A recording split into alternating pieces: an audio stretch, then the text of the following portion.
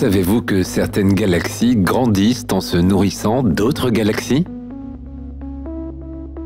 Au tout début, il y a le Big Bang, cette théorie scientifique qui explique les tout premiers moments de l'univers.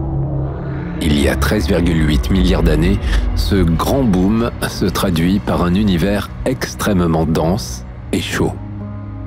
Il est comme un gigantesque magma torride composé de particules élémentaires, que sont les électrons, les photons, les quarks et quelques autres. Tous ces derniers existant dans la disharmonie la plus totale. Puis, en quelques centaines de millions d'années, le cosmos est passé d'un état désordonné et déstructuré à un univers richement structuré. Les recherches réalisées au cours des dernières décennies par les scientifiques permettent de comprendre cette histoire de l'univers, sa structuration actuelle et notamment la formation des galaxies. C'est une question fondamentale qui conditionne la formation des étoiles et, par conséquent, des planètes et la synthèse de nos atomes. La formation des galaxies est reconnue comme une question extrêmement difficile, puisque celles-ci sont considérées comme des objets merveilleusement complexes. Chers voyageurs, bien le bonjour. Aujourd'hui, nous partons explorer l'univers à la découverte des cannibales cosmiques. Mais avant de partir pour une nouvelle aventure, pense à liker la vidéo et à t'abonner à la chaîne pour ne rien manquer. Merci et bon voyage!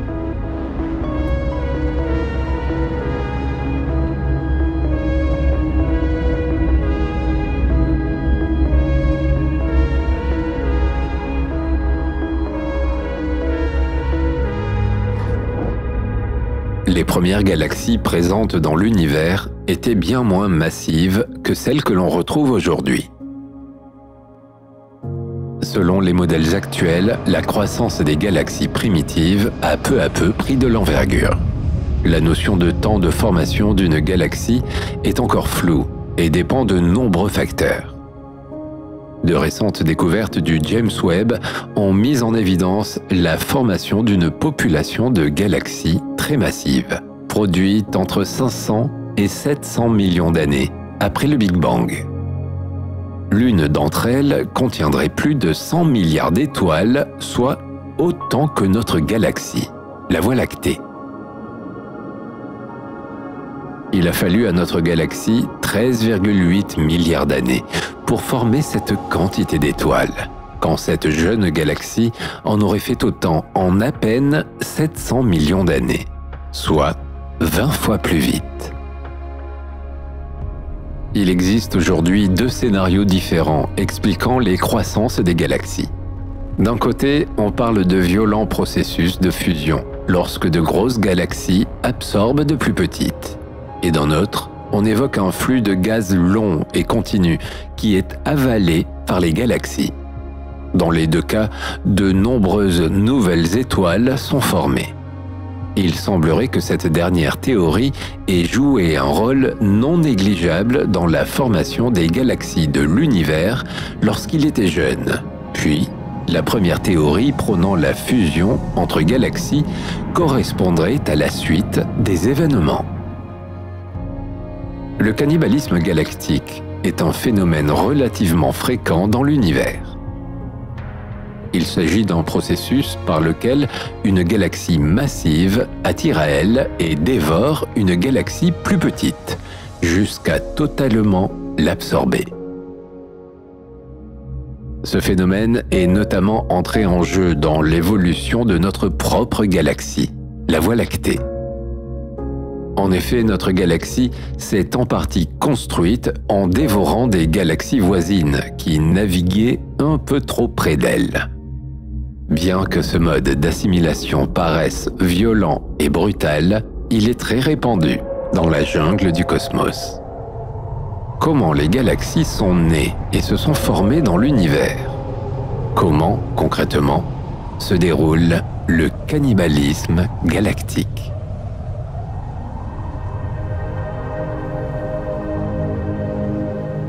Une galaxie se définit comme un ensemble d'étoiles, de poussière et de gaz interstellaires. La gravitation assure la cohésion de cet ensemble. Les galaxies peuvent mesurer entre 2000 et plusieurs millions d'années-lumière de diamètre et arborent des formes très différentes. Grâce au rayonnement qu'elles émettent, il est possible de catégoriser les galaxies en galaxies normales et galaxies actives. Ces dernières possèdent un noyau actif en leur centre, dont la luminosité est beaucoup plus forte que la normale.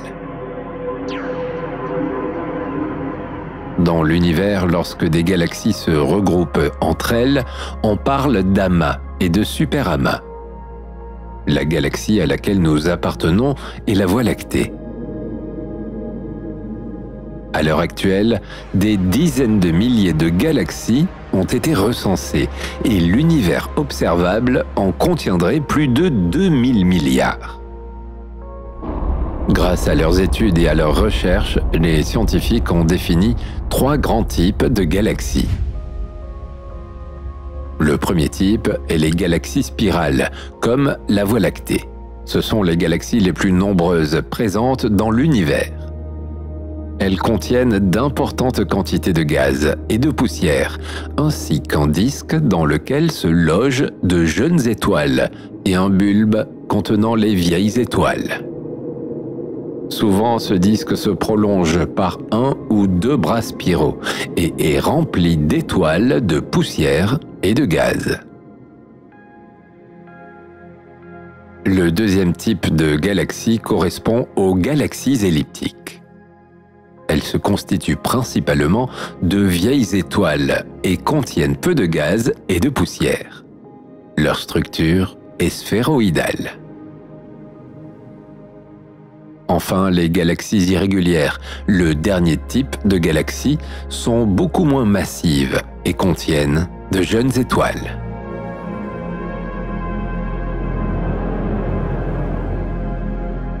Dès le début de sa formation, l'univers devait être très uniforme, dépourvu d'étoiles, de galaxies et de tout autre type de structure. Il s'est peu à peu transformé en un spectacle de formes et de couleurs se remplissant d'étoiles, de galaxies et d'amas galactiques. À l'origine, la densité de l'univers ne connaissait que de petits écarts d'homogénéité, dus aux mouvements incessants des particules agitées par le rayonnement. Les perturbations de densité créées continuellement utilisaient la gravitation pour grossir. La force d'attraction imposée par leur propre masse leur a permis d'attirer la matière environnante. C'est ainsi que des écarts d'homogénéité se sont créés dans l'univers. Les hypothèses concernant la formation des galaxies reposent sur 2 scénarios. D'un côté, la théorie hiérarchique sous-entend que les premières structures qui se sont formées étaient celles possédant une masse équivalent à 1 million de fois la masse solaire. Les structures plus massives, comme les galaxies, se formèrent par l'accumulation des plus petites. Les galaxies se réunirent en groupes et amas jusqu'à aboutir à des structures imposantes, comme les superamas reliés par la force de gravité. Une autre théorie, celle de la fragmentation, avance que les plus petites structures proviendraient à l'inverse de la fragmentation des plus grosses. Dans ce sens, les superamas auraient été créés en premier.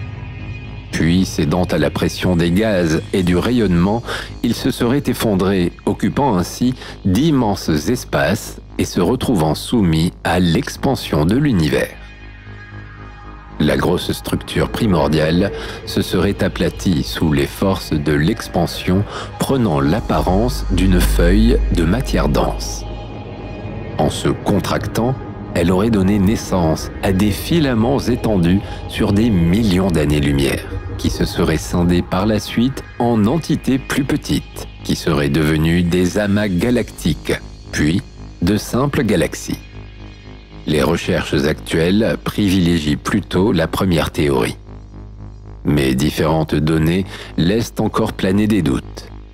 En effet, des astrophysiciens ont constaté que les galaxies les plus massives ont créé leurs étoiles très tôt dans l'histoire de l'univers. Ceci reste encore mystérieux.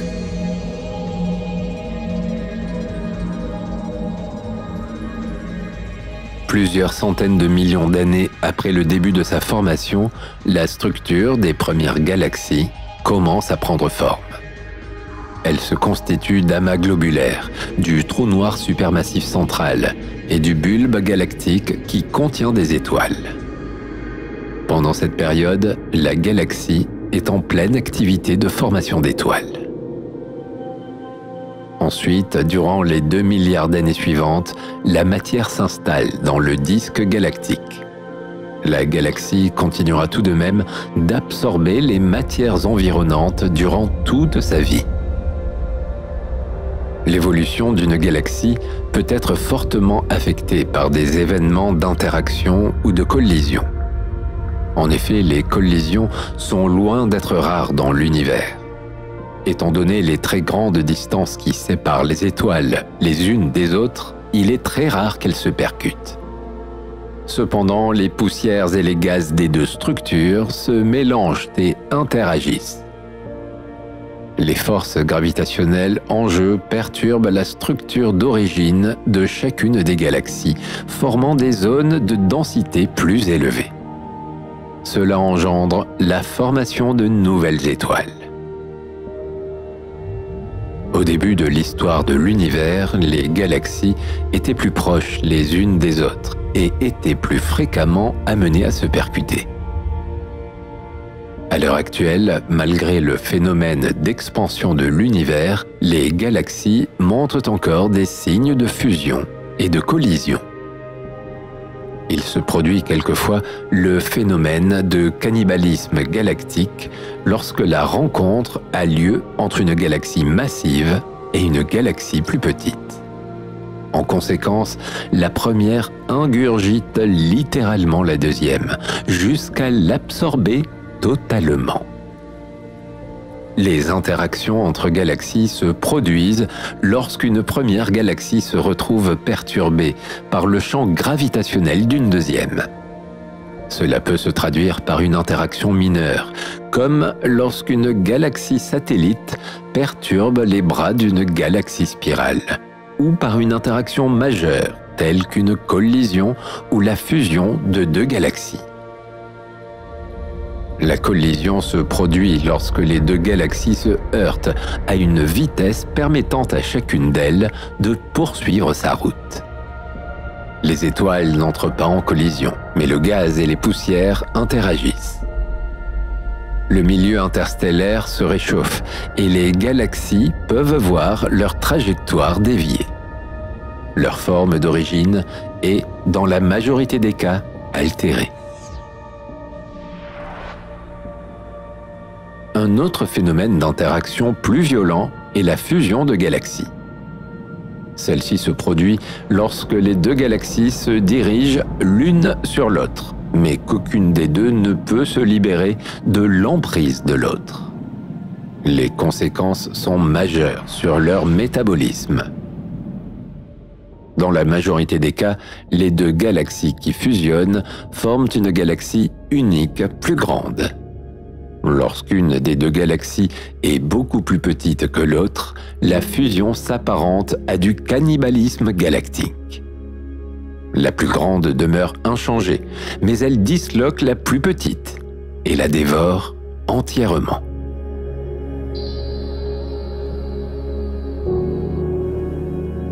Dans la constellation du Lynx, deux galaxies ont été surprises en pleine scène de cannibalisme. NGC 2798 est une galaxie spirale barrée qui se situe à 93,9 millions d'années-lumière. Son diamètre est d'environ 76 300 années-lumière. NGC 2799 est quant à elle une galaxie spirale barrée de type magellanique. Son diamètre est d'environ 55 400 années-lumière. NGC 2798 a été découverte la première en 1788 par William Herschel du fait de sa brillance légèrement plus importante. NGC 2799 sera quant à elle découverte en 1874 par l'astronome Ralph Copeland. Il y a à peine quelques années, des images spectaculaires prises par le télescope Hubble ont immortalisé une scène de cannibalisme dans le cosmos entre ces deux lointaines galaxies. Sur l'image, NGC 2798 apparaît tel un aspirateur qui attire en son centre les étoiles de NGC 2799. Même si l'espace entre les étoiles est si grand que les collisions stellaires sont peu probables, les astres aspirés brillent intensément et semblent happés dans un chaos incontrôlable.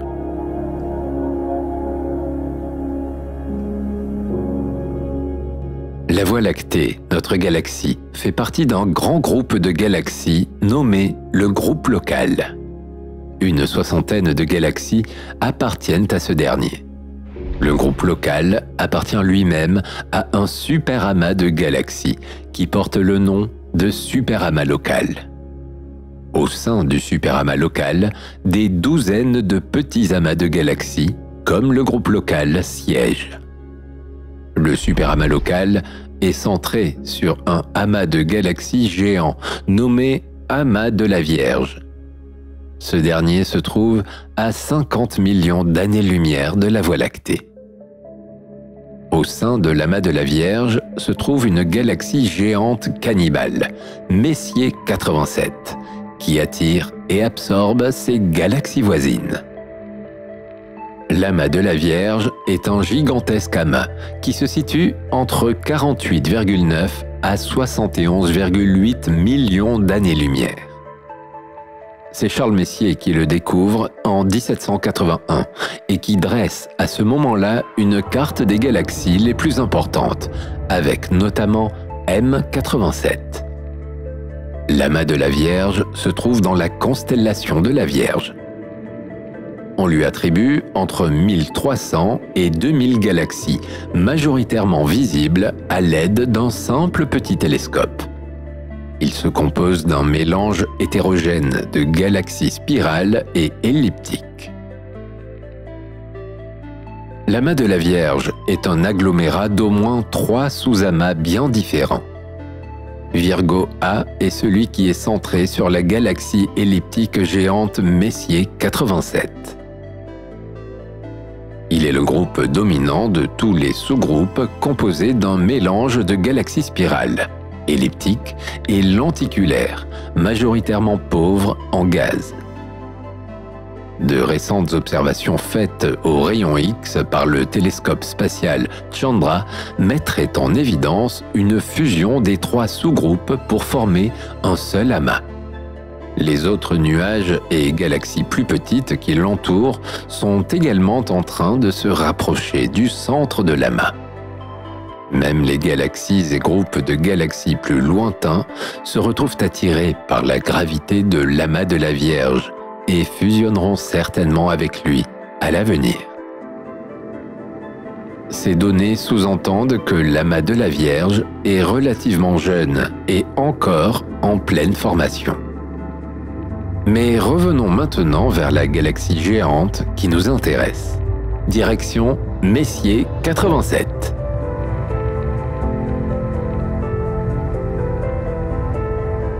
Messier 87 est également connu sous le nom NGC 4486.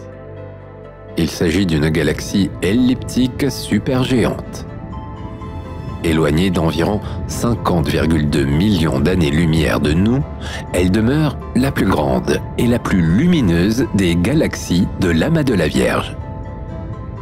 M87 a été découverte par un astronome allemand, Johann Gottfried Köhler, en 1779. Charles Messier la redécouvre et l'intègre à son catalogue qu'il publie en 1781, dans lequel M87 est répertorié en tant que 87e objet. Dans les années 1880, Messier 87 est référencé sous le nom NGC 4486 dans un catalogue de nébulosités et d'amas d'étoiles réalisé par l'astronome John Dreyer.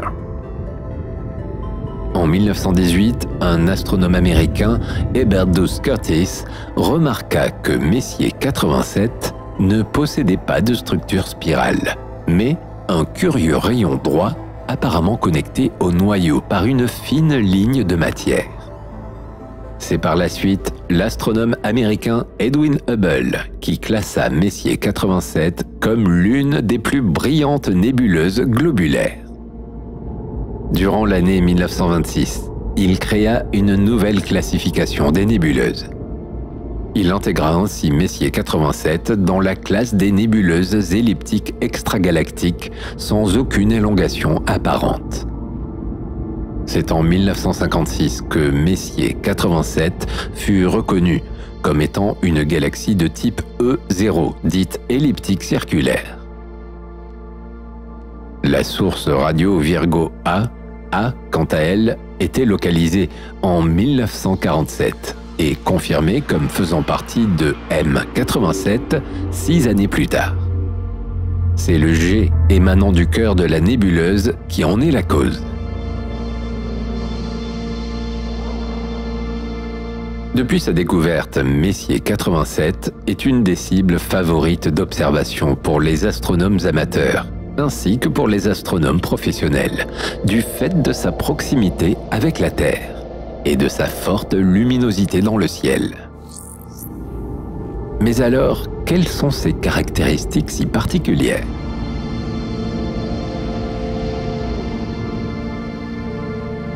Messier 87 se trouve sur une ligne joignant les étoiles Epsilon Virginis et Beta Léonis, près de la constellation de la Chevelure de Bérénice, à la limite nord de la constellation de la Vierge.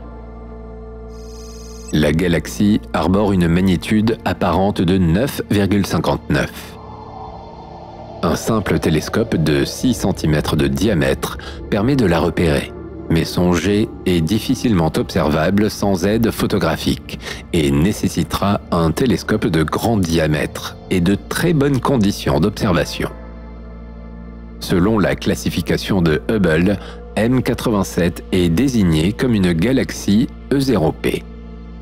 La désignation E0 induit une galaxie elliptique ne montrant aucun aplatissement. Et le P la catégorise comme galaxie particulière, car elle ne remplit pas toutes les caractéristiques de sa classe, du fait de la présence du jet émanant de son cœur. Messier 87 possède un noyau entouré par une enveloppe diffuse, étendue et sans poussière. Le halo galactique et le diamètre de M87 sont beaucoup plus vastes que sa partie visible et atteindraient près de 1 million d'années-lumière. La masse totale de M87 serait estimée à environ 200 fois celle de la Voie lactée. Son enveloppe stellaire étendue atteint environ 978 000 années-lumière de diamètre, alors que celle de la Voie lactée est de 326 000 années-lumière. Mais comment se structure M87 ?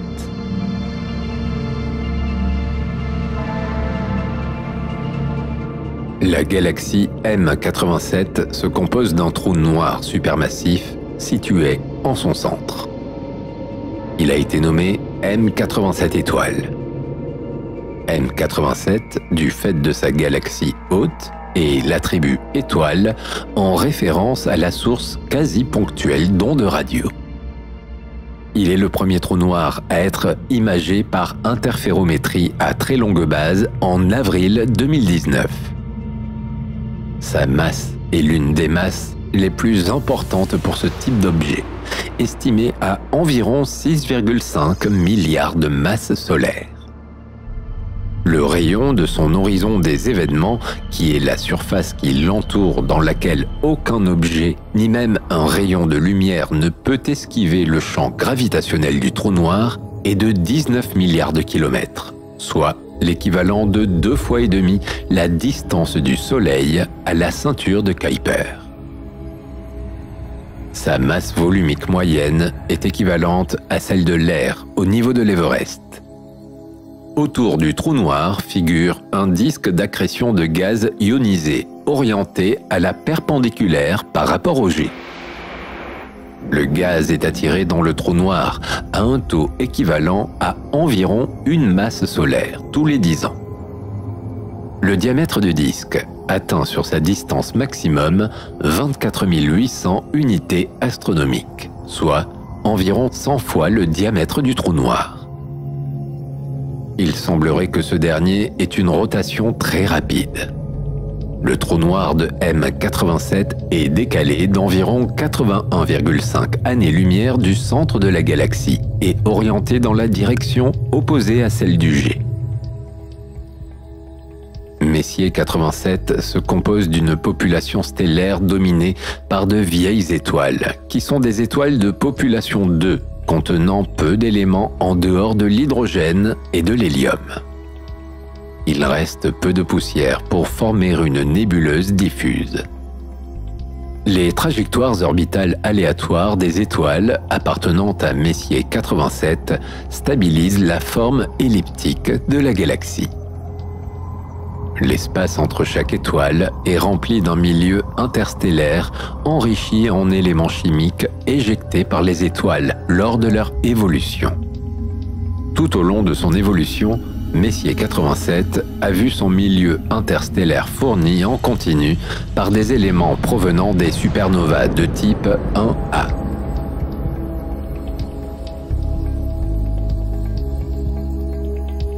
Bien que Messier 87 soit une galaxie elliptique et ne possède donc pas de bandes de poussière comme les galaxies spirales, des filaments optiques d'une masse estimée à environ 10 000 fois la masse solaire ont été observés au sein de la galaxie. C'est pourquoi M87 se trouve entouré d'une large couronne de gaz chaud, à faible densité. La galaxie se compose d'une population élevée d'amas globulaires. En effet, une étude a estimé ce nombre à environ 12 000, alors que la Voie lactée n'en compte qu'entre 150 et 200. Ces amas sont d'autant plus grands que l'on s'éloigne du centre de la galaxie. De récentes études ont révélé que Messier 87 a totalement absorbé une galaxie durant les derniers milliards d'années. Les étoiles d'une galaxie festin se seraient ainsi amalgamées à leurs semblables au sein même de la galaxie cannibale M87. Les scientifiques ont pu confirmer cette hypothèse grâce à une portion étendue du halo externe de Messier 87 qui apparaît bien plus lumineuse qu'elle ne le serait si la fusion n'avait pas eu lieu. L'étude a porté sur les nébuleuses planétaires, les enveloppes de gaz entourant les étoiles âgées et non sur la totalité des étoiles qui sont bien trop lumineuses et trop nombreuses pour être étudiées individuellement. Les mouvements de 300 nébuleuses planétaires ont été mesurés à des distances voisines de celles de M87. Elles s'apparentent à des petites lumières de couleur verte depuis la Terre et indiquent ainsi leur position et la vitesse de leur mouvement. Pour mieux comprendre la recherche, il suffit de comparer avec de l'eau qui serait contenue dans un verre et versée dans un lac. Même si elle devient imperceptible, elle génère toutefois des perturbations susceptibles d'être visibles. C'est ainsi que les mouvements des nébuleuses planétaires apportent des informations au sujet de la fusion passée. L'étude a révélé qu'une galaxie de taille moyenne est en train de chuter vers le centre de Messier 87. Les forces gravitationnelles sont telles que les étoiles sont désormais réparties sur une surface 100 fois plus grande que la galaxie d'origine. Les étoiles provenant de la galaxie festin sont étirées de toutes parts et entraînent une augmentation de la luminosité des zones périphériques de la galaxie hôte.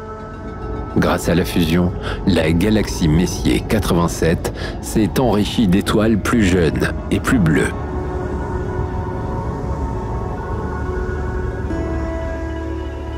Au sein de la constellation du Fourneau, à environ 70 millions d'années-lumière de la Terre, se trouve une vaste galaxie lenticulaire, possédant un disque, mais pas de bras spiraux bien définis, connue sous le nom de NGC 1316, ou Fourneau A, ou encore Fornax A. Elle a été découverte par un astronome écossais, James Dunlop, en 1826. Il s'agit d'une galaxie qualifiée de radiogalaxie, car la plus grande partie de son énergie provient d'un jet émettant des ondes radio. Son noyau présente un spectre d'émission avec de larges raies d'atomes faiblement ionisés. NGC 1316 a connu une histoire mouvementée qui a été révélée alors que des astronomes l'observaient longuement, ainsi que sa voisine NGC 1317, à l'aide d'un télescope de 2,2 mètres à La Silla, au Chili, en 2010. Alors que NGC 1317 semble être une petite galaxie spirale à l'existence paisible, NGC 1316 s'avère avoir englouti plusieurs autres galaxies durant son existence. Les vestiges de ce cannibalisme sont encore visibles. Les astronomes ont repéré d'inhabituelles traces de poussière au sein d'une enveloppe d'étoiles, ainsi que des amas globulaires de taille inférieure à la moyenne. Ce premier indice permet de prouver que NGC 1316 a englouti une galaxie spirale largement pourvue en poussière il y a environ 3 milliards d'années. Les effets de marée galactique ont été repérés en bordure de NGC 1316. Il s'agit de restes d'étoiles arrachés de leur lieu de naissance et projetés dans l'espace intergalactique. Ces effets gravitationnels sur les orbites des étoiles ont lieu dès lors qu'une galaxie voisine s'approche. La galaxie NGC 1316 s'est ainsi nourrie d'autres galaxies, et son environnement en est toujours perturbé. Elle constitue désormais la plus importante source d'ondes radio de la constellation du Fourneau, et la quatrième source radio la plus importante de l'univers. Cela est dû au fait que de la matière chute à l'intérieur d'un trou noir supermassif présent au centre de la galaxie. Ce même trou noir qui a été alimenté par les interactions de la galaxie avec d'autres galaxies festins. La masse du trou noir est estimée entre 130 à 150 millions de fois la masse du Soleil. NGC 1316 a débuté son repas il y a 3 milliards d'années et elle est toujours en cours de digestion. La fusion totale poursuit actuellement son cours. Certains scientifiques s'accordent à penser qu'elle finira par devenir un système dominé par un gros bulbe galactique.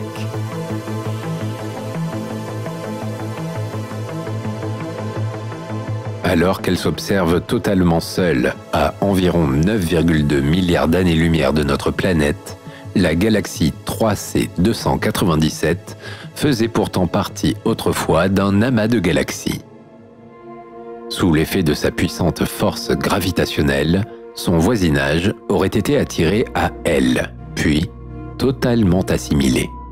D'après l'étude menée par les scientifiques, certaines traces d'un amas de galaxies sont retrouvées. Tout d'abord, d'importantes quantités de gaz affichant des températures extrêmes de plusieurs millions de degrés ont été mesurées. Puis, un trou noir supermassif avalant du gaz et émettant un jet de plasma sur une distance de 140 000 années-lumière est également présent. Avec ces éléments, l'équipe s'attendait à trouver un amas de galaxies, mais au final, il manque presque toutes les galaxies. Elles ont certainement été attirées et absorbées par la galaxie cannibale. La galaxie 3C 297 est désormais cataloguée comme un groupe fossile. Il s'agit d'un système galactique dans lequel une partie ou la totalité des galaxies composantes ont fusionné pour former une seule et unique galaxie. 3C297 est même le groupe fossile de galaxies le plus éloigné jamais identifié. Elle va ainsi continuer sa vie en solitaire pendant plusieurs milliards d'années.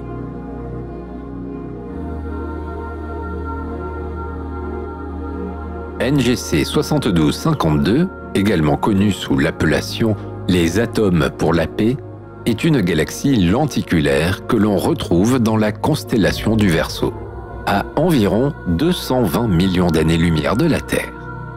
Cette galaxie a été découverte en 1785 par l'astronome William Herschel. NGC 7252 est le fruit de la fusion de deux galaxies. Il y a environ 1 milliard d'années, deux galaxies spirales sont entrées en collision, l'une devenant galaxie haute et l'autre galaxie festin. Désormais au centre de NGC 7252 se trouve un disque en forme de spirale arborant un diamètre d'environ 10 000 années-lumière et subissant une intense vague de formation stellaire.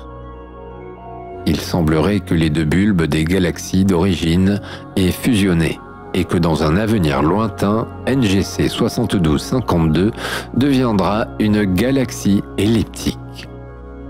Les queues de marée qui se forment à cause de la collision s'élancent sur près de 500 000 années-lumière. La collision a donné naissance à de jeunes amas globulaires et à de jeunes groupes d'étoiles bleutées.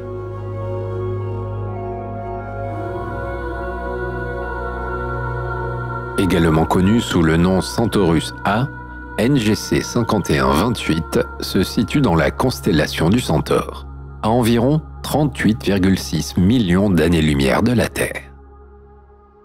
Cette galaxie lenticulaire a été découverte par l'astronome James Dunlop en 1826 et est aujourd'hui la 5e galaxie la plus brillante du ciel. Il s'agit d'une des radiogalaxies les plus proches de la Terre.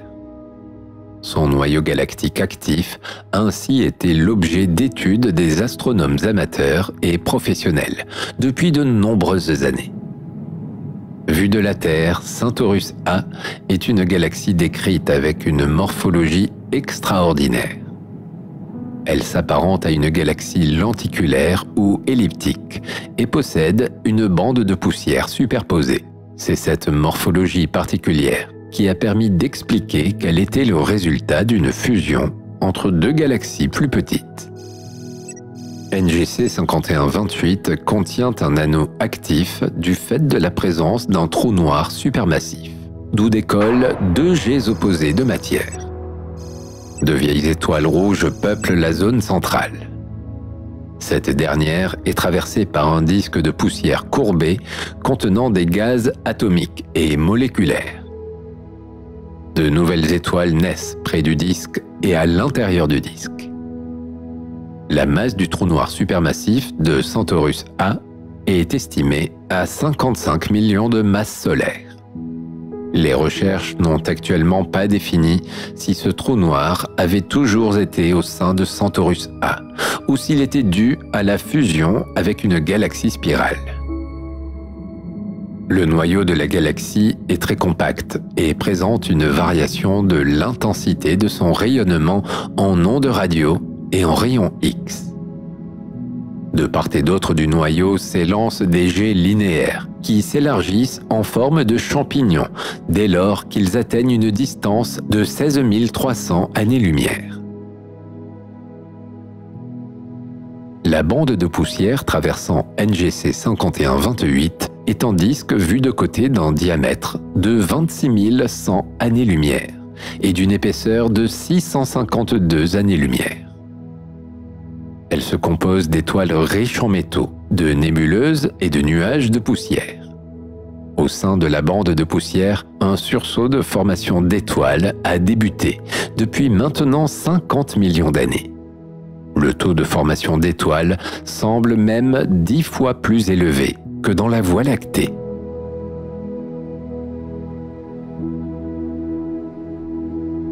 Centaurus A produit beaucoup d'énergie du fait du gaz retombant dans le trou noir central.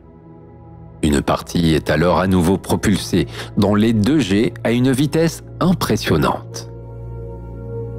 Le G nord apparaît très clairement, alors que le G opposé sud est beaucoup moins visible et n'a été découvert que grâce à quelques nœuds. Ces Gs absorbent une forme linéaire jusqu'à ce qu'ils se trouvent à l'interface du gaz interstellaire et intergalactique de la galaxie, là où se forme une onde de choc et où ils prennent alors la forme de champignons.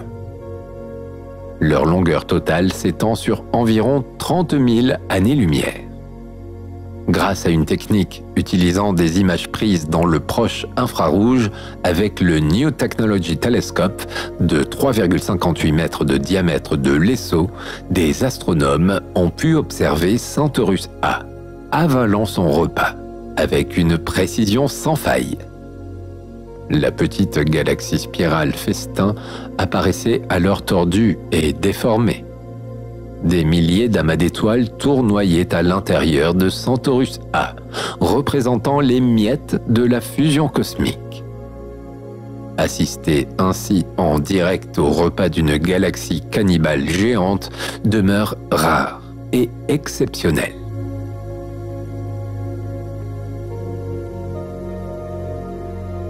La constellation de Pégase domine les nuits automnales.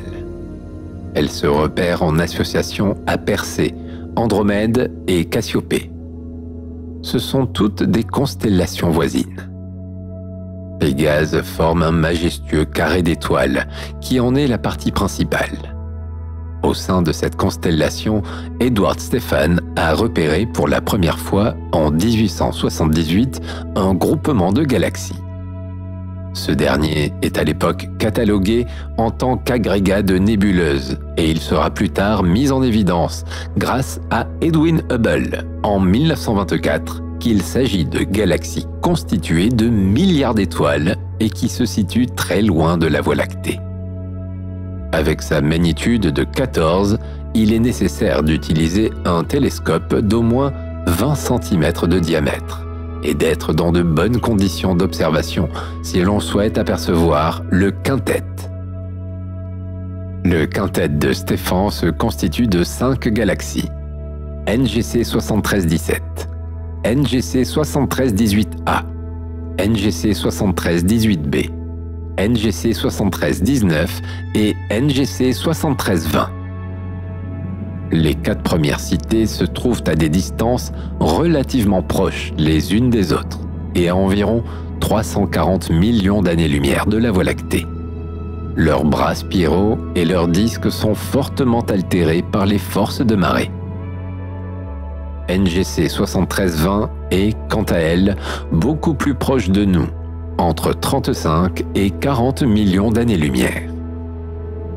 Ces 5 galaxies présentent des signes d'interaction gravitationnelle plus qu'évidents. Des filaments de gaz et des étoiles s'en échappent sous l'effet des forces d'attraction qui les lient les unes aux autres. NGC 7318A et NGC 7318B sont celles qui présentent la plus forte interaction.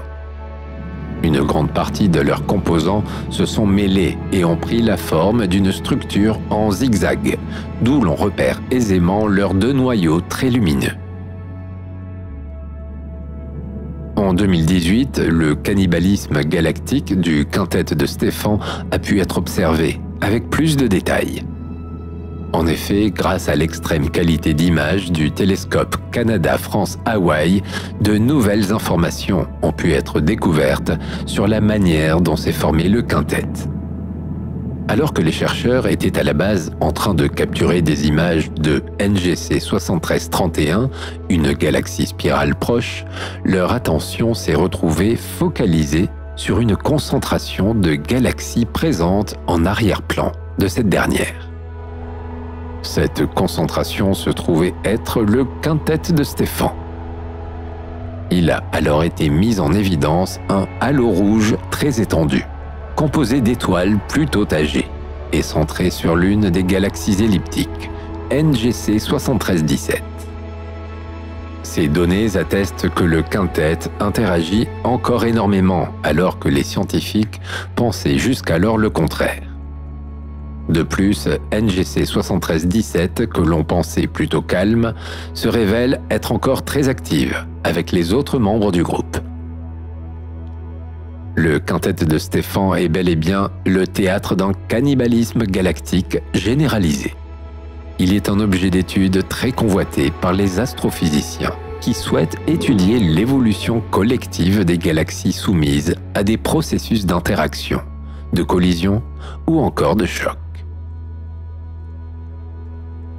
À long terme, ce cannibalisme devrait aboutir à la formation d'une unique galaxie elliptique géante.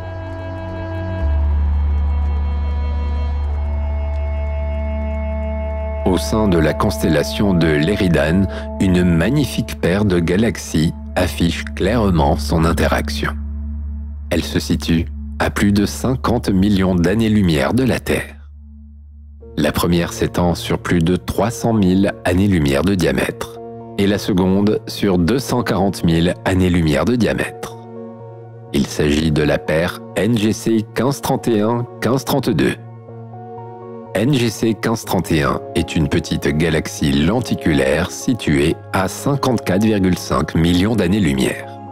C'est l'astronome John Herschel qui l'a découverte en 1835. Elle présente une brillance de surface élevée et son diamètre est estimé à environ 23 800 années-lumière. NGC 1532 est quant à elle une très vaste galaxie spirale barrée. Elle se situe à 47,3 millions d'années-lumière et a été découverte en 1826 par l'astronome James Dunlop. Son diamètre est actuellement estimé à environ 303 000 années-lumière.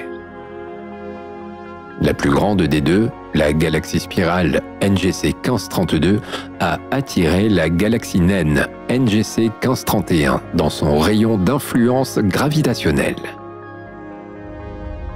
Désormais, cette dernière est prisonnière et soumise aux forces que la grande galaxie lui impose.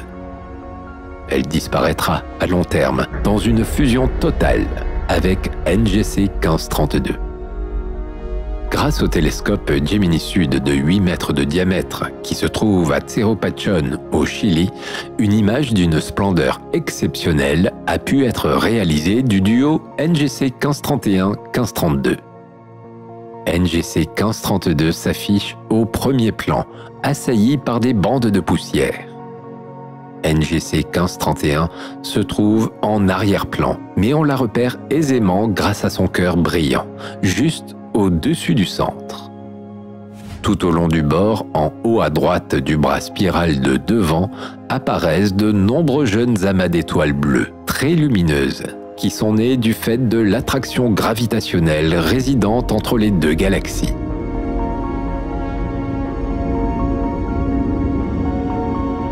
Messier 51 est le couple de galaxies en interaction le plus facilement observable.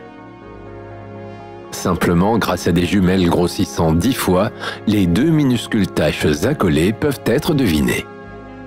Les deux astres diffus se séparent dès lors que l'on utilise une lunette de 80 mm. À l'aide d'un télescope de 200 mm, les deux galaxies ne peuvent plus cacher leur noyau brillant et leur aspect quasi-stellaire. Enfin, ce sera avec un télescope de 400 mm que la galaxie principale affichera nettement ses bras spiraux couverts de petits nœuds qui sont en fait de grands amas d'étoiles. Charles Messier a été le premier à découvrir cette galaxie en 1773 dans la constellation des chiens de chasse. Elle se situe à plus de 30 millions d'années-lumière de la Terre. M51 est également nommée la galaxie du tourbillon. Elle est le résultat de la rencontre de deux galaxies. NGC 5194 est la plus grande des deux. C'est une galaxie spirale. NGC 5195, la plus petite, est une galaxie lenticulaire. La plus grande tiraille tellement son petit compagnon que la petite galaxie en est complètement déformée et que les astronomes ont du mal à la classer. Un point de matière semble relier les deux objets, mais il s'agit en fait d'un effet de perspective trompeur. La petite NGC 5195 se situe à quelques centaines de milliers d'années-lumière derrière NGC 5194. Il y a environ 500 à 600 millions d'années, NGC 5195 aurait traversé le disque de la plus grande. La petite aurait pénétré le disque de l'arrière vers nous et aurait même effectué une autre rencontre entre 50 et 100 millions d'années jusqu'à sa position actuelle. Les interactions entre ces deux galaxies ont produit une flambée d'étoiles nouvelles. Les astronomes ont détecté dans la plus grande des deux, à l'aide du télescope Hubble, plus de 100 nébuleuses ionisées.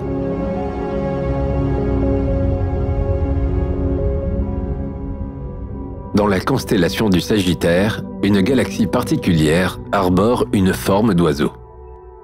Répondant au nom scientifique ISO 593 IG008, mais plus connue sous l'appellation de la Fée Clochette, cette galaxie se situe à environ 650 millions d'années-lumière de la Terre.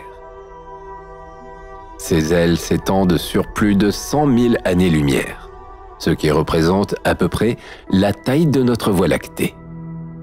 Cet astre merveilleux est en fait le résultat de la rencontre entre deux galaxies spirales et une galaxie irrégulière, même si les scientifiques ont longtemps pensé que seulement deux galaxies étaient impliquées dans cette collision. Grâce au Very Large Telescope de l'ESO, une équipe d'astronomes a pu étudier avec un peu plus de détails ce système triple particulier.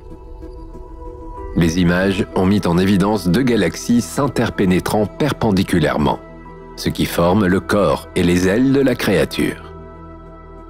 La troisième galaxie irrégulière massive forme la tête de l'oiseau. C'est au sein de cette dernière que naissent des étoiles à une vitesse spectaculaire, de près de 200 masses solaires par an. Il s'agit de la principale source de luminosité infrarouge du système, alors qu'elle est la plus petite des trois galaxies. Ce trio de galaxies ressemble fortement à une créature ailée. Une méga-galaxie née de cette rencontre et porte le nom anglais de Tinkerbell Triplet.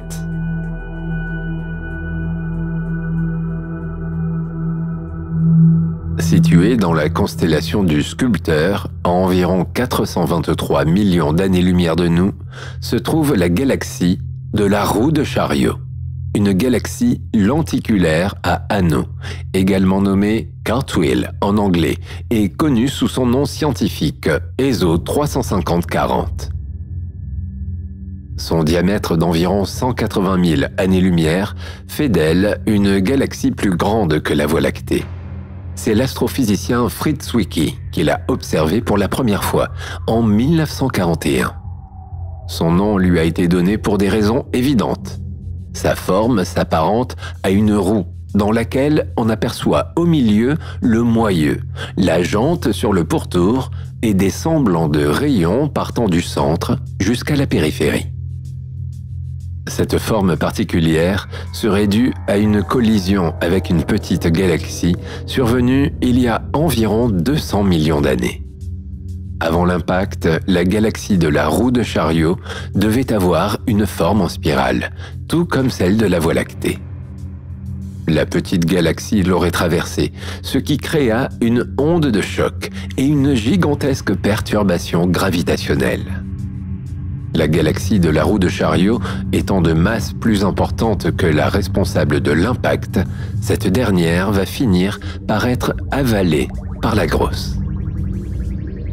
Grâce au télescope spatial James Webb, cette galaxie a pu être observée dans toute sa splendeur ainsi que la poussière qui l'entoure. La collision entre les deux galaxies a formé deux anneaux s'étendant du centre de la galaxie jusqu'à sa périphérie. Le premier anneau contient de nombreuses poussières et de gigantesques amas de jeunes étoiles, ce qui le rend très lumineux en son cœur. Le deuxième anneau s'étend depuis 440 millions d'années. Il heurte le gaz qui l'entoure et entraîne ainsi la naissance de centaines de millions de nouveaux astres. L'étude de la galaxie révèle des zones riches en hydrocarbures et autres composés chimiques, ainsi que de la poussière dont la composition se rapproche fortement de la poussière terrestre, composée de silicates. Ce sont ces zones qui prennent la forme des rayons en spirale bien représentatives de la galaxie de la roue de Chariot.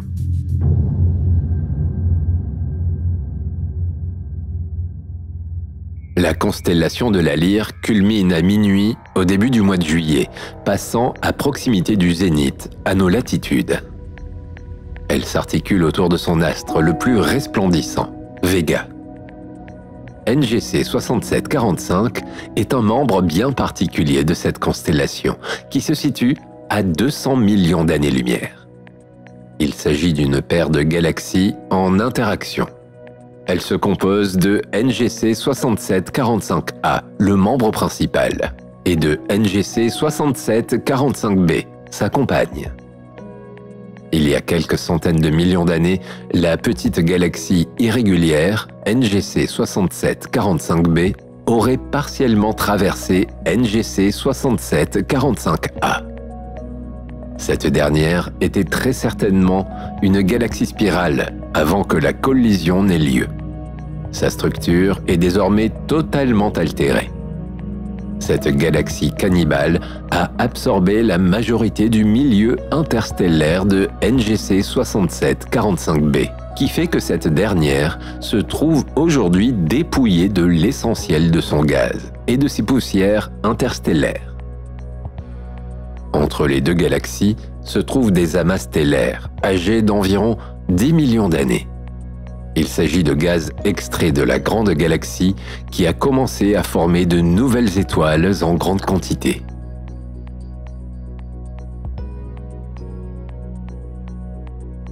La constellation de la chevelure de Bérénice se trouve entre le Lion et le Bouvier. Se situant à des déclinaisons comprises entre plus 13 degrés et plus 33 degrés, elle est visible d'un peu partout sur la planète Terre. Son astre le plus lumineux est Bêta, avec sa magnitude de 4,3. La constellation de la chevelure de Bérénice est riche en galaxies et autres objets télescopiques. On y retrouve par ailleurs un couple de galaxies en plein cannibalisme. Il s'agit de la galaxie des souris. NGC 4676A et NGC 4676b forment une paire de galaxies lenticulaires. C'est l'astronome William Herschel qui a découvert ce duo en 1785. Elles ont plus tard été inscrites à l'index catalogue sous les cotes IC 819 et IC 820. Le premier membre de ce duo, IC 819, est une vaste galaxie lenticulaire. C'est une galaxie active qui se situe à environ 328 millions d'années-lumière. Sa compagne, IC 820, est également une galaxie lenticulaire qui, elle, se situe à 327 millions d'années-lumière. Elle est également qualifiée de galaxie à faible brillance de surface, ce qui signifie que c'est une galaxie diffuse dont la brillance de surface est inférieure de moins d'une magnitude à celle du ciel nocturne. Leur nom de galaxie des souris leur a été donné à cause de leur longue queue formée d'étoiles et de gaz soumises à la force des marées. La paire est en train de fusionner et formera à terme une seule gigantesque galaxie elliptique. Les amas lumineux d'étoiles, le gaz et les étoiles qui sont actuellement présents dans les queues se positionneront dans la nouvelle galaxie ou resteront en orbite dans son halo. En 2002, le télescope spatial Hubble a permis de capturer une image à travers des filtres bleus et orange ainsi qu'à travers un filtre de l'infrarouge proche. C'est l'image la plus précise qu'il existe sur la galaxie des souris. Des cascades bleues de la galaxie IC 820 mettent en évidence des amas de jeunes étoiles massives et chaudes dont la naissance a été provoquée par les perturbations gravitationnelles de la rencontre des deux galaxies. Des courants de matière entre les deux galaxies s'observent également. Dans la longue queue d'IC 819 se trouvent des amas de jeunes étoiles qui sont séparés par des régions plus claires. Cela suggère que les amas d'étoiles ont été formés à partir de l'effondrement gravitationnel du gaz et de la poussière, qui étaient à l'origine en place à l'intérieur même de ces zones. La couleur bleue puis jaune des longues queues contraste avec le marron du cœur des galaxies. Du fait de la gigantesque taille des galaxies, le processus de cannibalisme se déroule très lentement, à la vitesse radiale approximative de 6600 km par seconde. La fusion complète durera plusieurs centaines de millions d'années.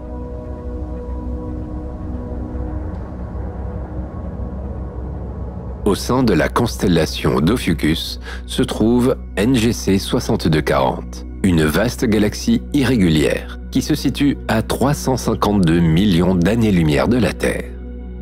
C'est un astronome français, Édouard Stéphan, qui l'a découverte en 1871.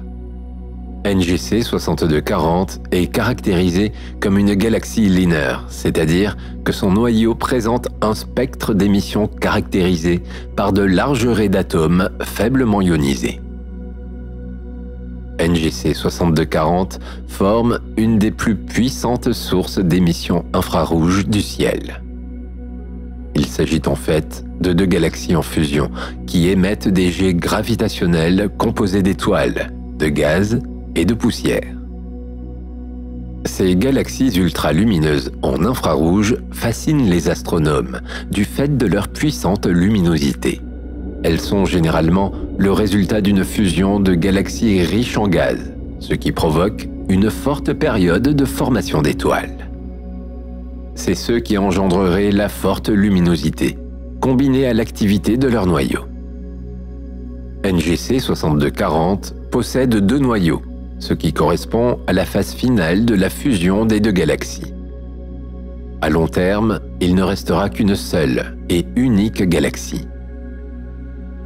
Les trous noirs supermassifs en place au cœur du centre de chacune des galaxies vont fusionner en un trou noir, encore bien plus grand d'ici quelques dizaines ou centaines de millions d'années. Mais à l'heure d'aujourd'hui, ils sont séparés par une distance de 3000 années-lumière. Du fait de cette proximité, les astronomes pensent que les deux trous noirs tournent en spiralant l'un autour de l'autre depuis 30 millions d'années. Récemment, grâce à l'utilisation du très grand télescope de l'ESO, des détails au sujet des trous noirs ont pu être repérés.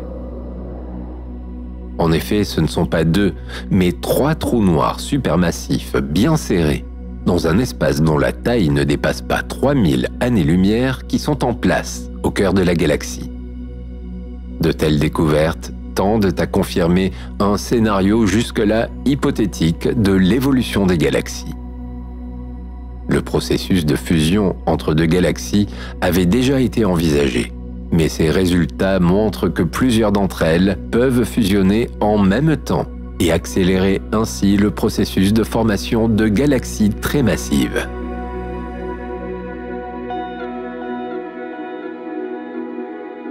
La galaxie NGC 2623 est une galaxie spirale que l'on retrouve dans la constellation du Cancer, à environ 279 millions d'années-lumière.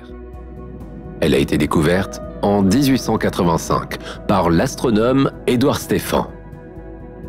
Cette galaxie présente de nombreuses caractéristiques. Elle est tout d'abord une galaxie linéaire, puisque son noyau présente un spectre d'émission défini par de larges raies d'atomes faiblement ionisés.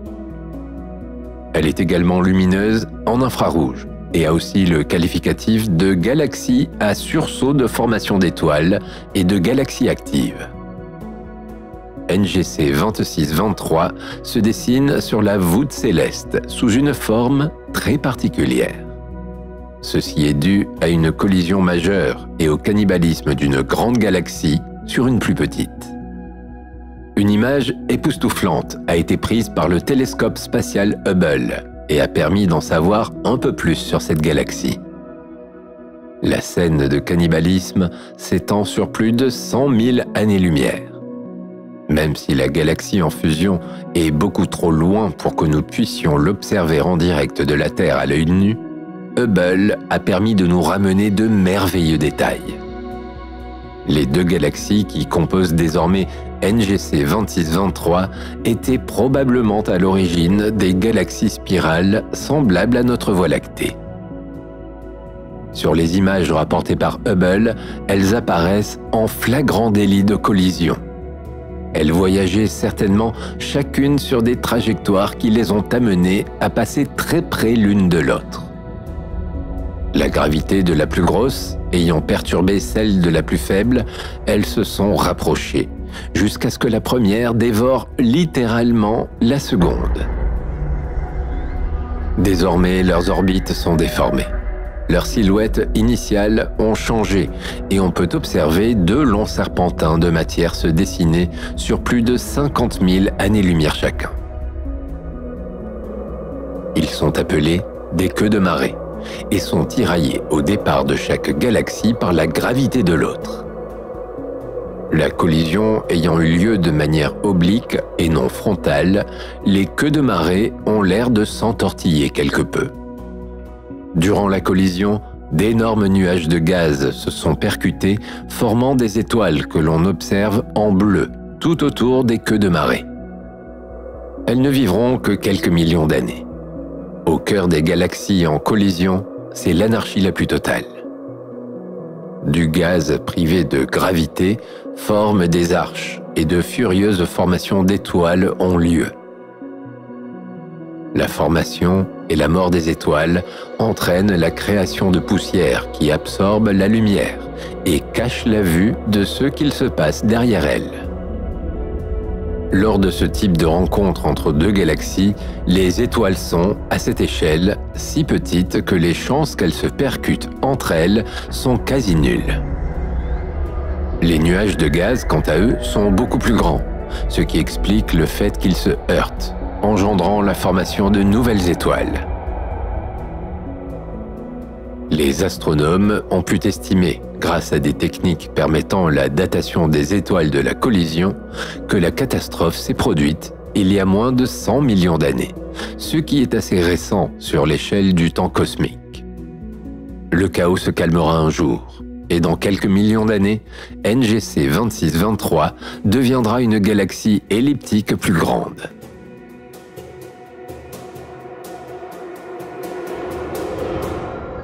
L'évolution de NGC 2623 rappelle aux astronomes le destin qui attend notre galaxie.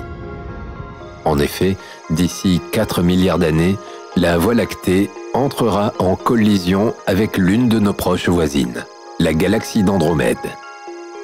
Les deux galaxies se dirigent l'une sur l'autre, à une vitesse approximative de 430 000 km/h, soit 120 km par seconde. Le halo stellaire de la galaxie d'Andromède est beaucoup plus vaste et complexe que celui de la Voie lactée. Andromède est connue pour être une cannibale qui a déjà englouti un bon nombre de galaxies de notre voisinage cosmique. Mais nous en reparlerons un peu plus tard. Des astronomes ont tenté d'illustrer ce qui se passera lors de cette collision. Comme dans toutes les collisions de galaxies, il semblerait que les objets qui y sont contenus, comme les étoiles, ne se percutent pas de plein fouet. Proxima du Centaure, qui est l'étoile la plus proche du Soleil, est située à près de 30 millions de fois le diamètre du Soleil. Ramené à une échelle concevable pour l'homme, c'est comme si le Soleil mesurait approximativement la taille d'une pièce de monnaie et que Proxima du Centaure se situait à 750 km. Lors de la collision, la galaxie d'Andromède annihilera progressivement la Voie lactée et elles formeront toutes deux une galaxie elliptique géante. Des noms ont déjà été proposés afin de baptiser cette nouvelle galaxie. Une des premières suggestions est Milkomeda, Milkomède en français, qui est une contraction de Milky Way, signifiant Voie lactée, et Andromeda, signifiant Andromède. Certains scientifiques, préférant prendre en compte la masse plus importante de la galaxie d'Andromède, ont proposé le nom Andromilka. Le destin du système solaire ne repose que sur des hypothèses. Des scientifiques ont estimé qu'il aurait 50% de chances d'être éjecté à une distance 3 fois plus lointaine du futur cœur de la galaxie nouvellement fusionnée, qu'il est actuellement distant du cœur de la Voie lactée. Dans le cas où le système solaire serait déplacé vers le centre de la collision, il serait perturbé par des supernovas situées à proximité. Les principaux objets du système solaire ne subiraient ainsi pas de dommages importants. Quoi qu'il en soit, d'ici là, la Terre ne sera déjà plus, depuis plusieurs milliards d'années, une planète habitable du fait de l'augmentation de la puissance du Soleil.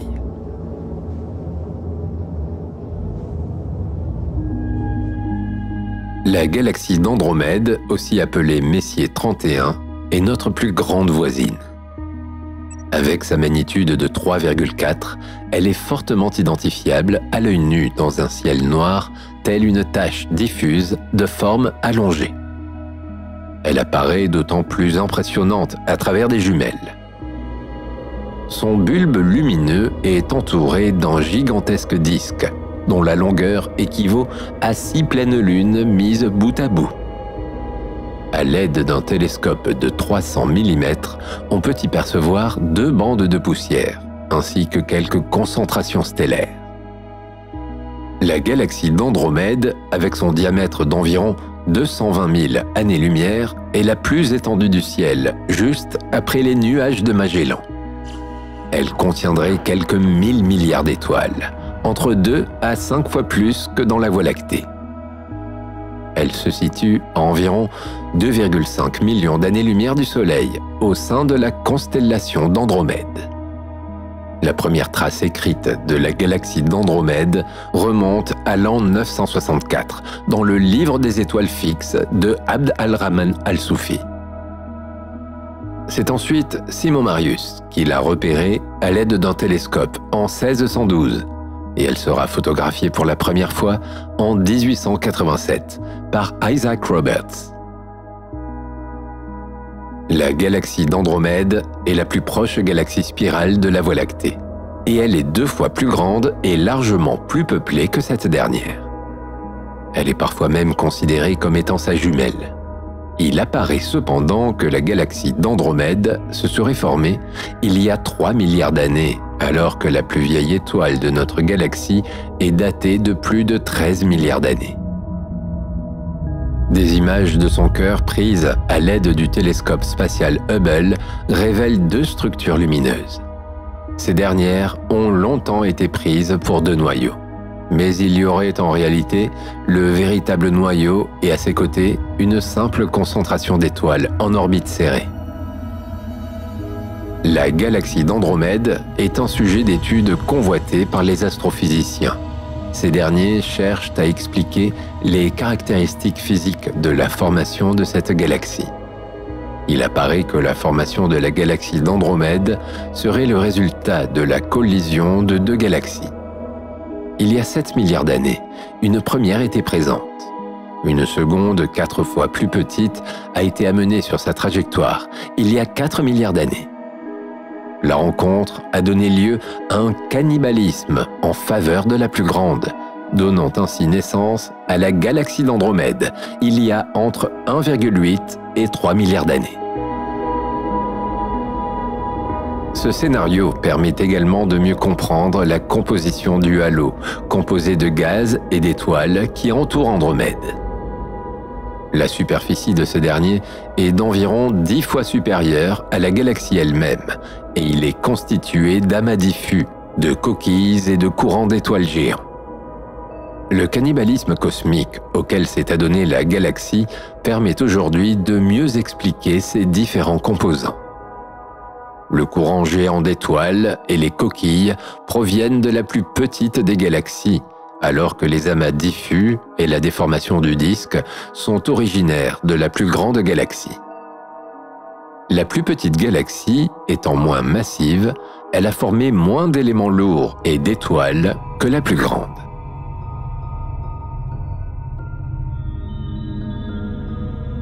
La Voie lactée est la galaxie à laquelle appartient notre planète Terre. Il s'agit d'un immense disque d'étoiles. Elle est formée d'une région centrale, intensément brillante et compacte, appelée le bulbe, et de bras spiraux moins denses. Le disque de notre galaxie est estimé à 100 000 années-lumière de diamètre et à 1000 années-lumière d'épaisseur. Depuis 1991, une équipe d'astronomes a découvert que notre galaxie n'était pas une simple spirale, mais une galaxie spirale barrée, ce qui implique qu'elle possède une courte barre d'étoiles de part et d'autre du bulbe central.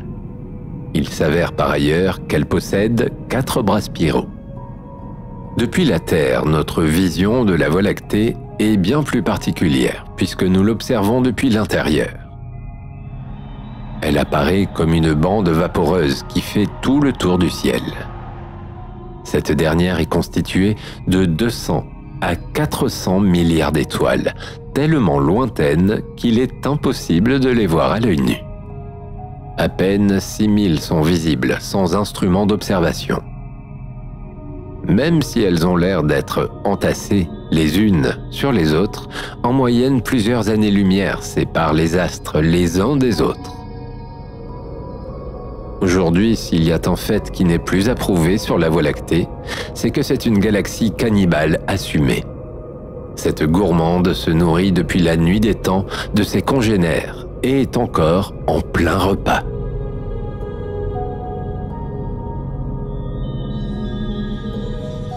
Récemment, une équipe de scientifiques a découvert les restes d'une galaxie au sein même de la Voie lactée.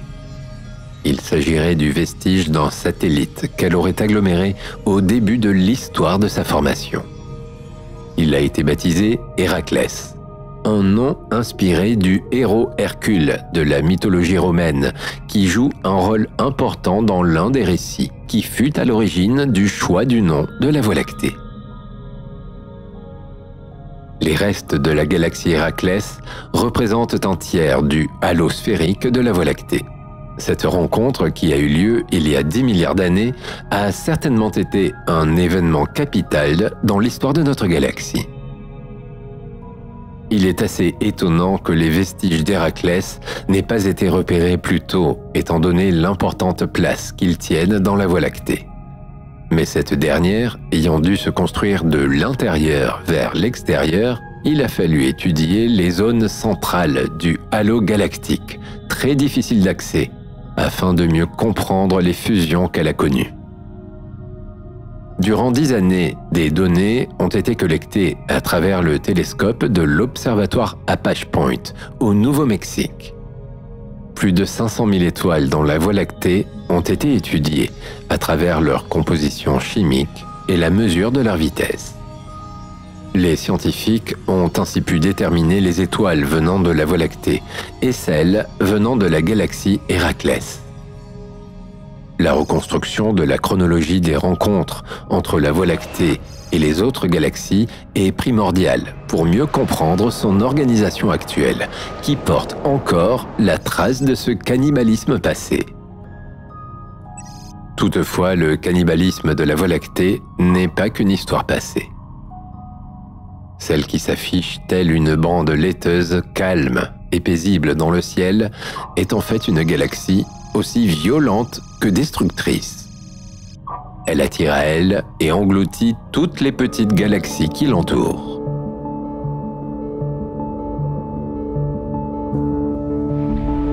Au sein du groupe local, les galaxies se rapprochent inéluctablement. Même si les collisions entre étoiles ne se produisent que très rarement, vu la distance qui les sépare, les nuages de gaz, quant à eux, sont amenés à s'écraser les uns contre les autres, jusqu'à se comprimer et s'échauffer. En conséquence, la plus grosse des galaxies dévore la plus petite.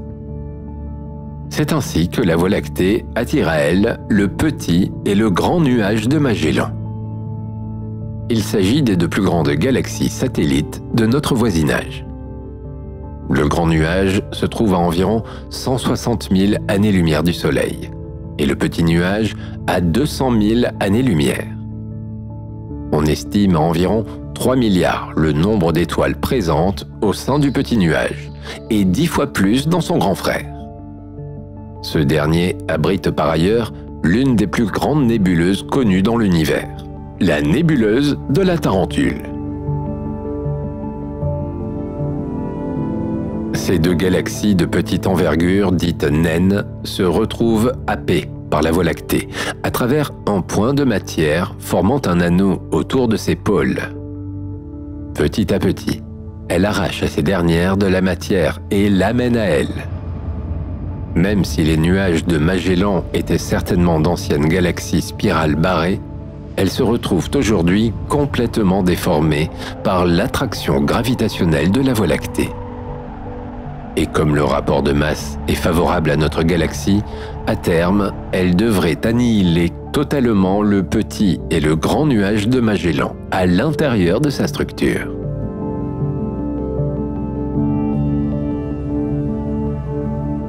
En 1994, des images prises au hasard ont mis en évidence une surdensité d'étoiles tout près du centre galactique de la Voie lactée. Étant trop massive pour être un amas globulaire, elle se retrouve catégorisée de galaxies naines du Sagittaire, du nom de la constellation dans laquelle elle se trouve. Celle-ci se trouve à 75 000 années-lumière du Soleil, et il s'avère que la Voie lactée est en train d'attirer à elle cette petite galaxie, si bien que ses bras de marée s'étalent tout autour des pôles de notre galaxie. Les étoiles de la galaxie du Sagittaire devraient rapidement se disperser et enrichir le halo de la cannibale.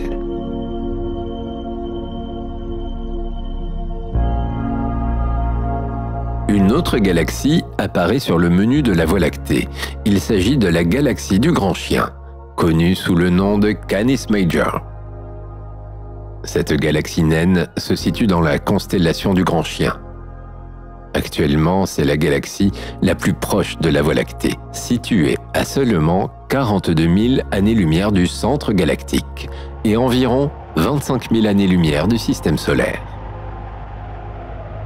On y dénombre environ 1 milliard d'étoiles. La galaxie du Grand Chien se situe derrière le plan de la Voie lactée, dans une région où les étoiles et les nuages de gaz sont les plus denses et, par conséquent, occultants. C'est pourquoi elle n'a été découverte qu'en 2003, grâce à un grand relevé de tout le ciel dans l'infrarouge, effectué par une équipe d'astronomes. La galaxie naine du Grand Chien est actuellement en train d'être totalement disloquée par les forces de marée de la Voie lactée. Son centre est fortement dégradé et un long filament d'étoiles s'étend derrière lui sous forme d'anneau, faisant 3 fois le tour de notre galaxie. Les scientifiques estiment que d'ici 2 à 3 milliards d'années, elle sera complètement digérée par la Voie lactée et que ces étoiles seront incorporées dans la structure de la cannibale.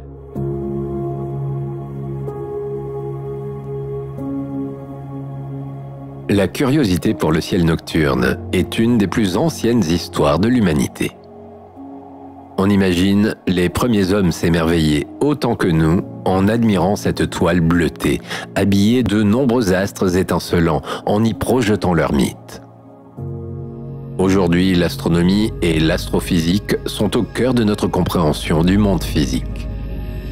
Nous avons une connaissance de l'univers de plus en plus fine, même si, par certains aspects, il demeure plus mystérieux que jamais. L'étude des galaxies cannibales nous dresse une esquisse éblouissante de l'évolution cosmique à grande échelle. Ces actes de cannibalisme sont très courants chez les galaxies. Le cannibalisme est donc loin d'être un acte de barbarie, mais plutôt un processus naturel pour les galaxies. Ce phénomène a un effet bénéfique sur les étoiles, puisqu'il favorise leur formation qui se fait alors sous la forme de gigantesques flambées. Les phénomènes de collision et de fusion galactique sont des processus fondamentaux qui contribuent à la formation et à la transformation des galaxies au fil du temps. Grâce aux avancées scientifiques et au développement des moyens d'observation nous dévoilant des détails minutieux, nous pouvons baigner au cœur de ces interactions cosmiques et en apprendre davantage sur la manière dont les étoiles, le gaz et les autres éléments interagissent pour donner naissance à de nouvelles structures plus complexes.